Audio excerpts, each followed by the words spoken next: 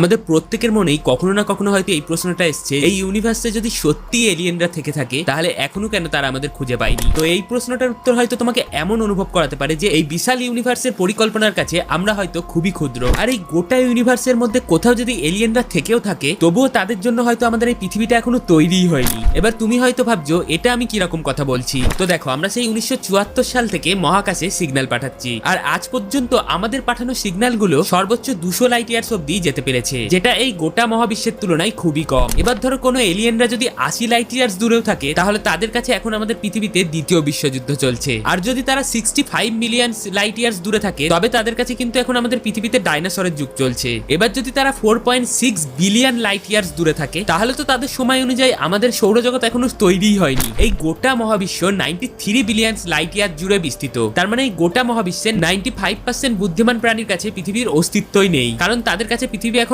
তৈরিই হয়নি। ये तो लेटेस्ट न्यूज़ है।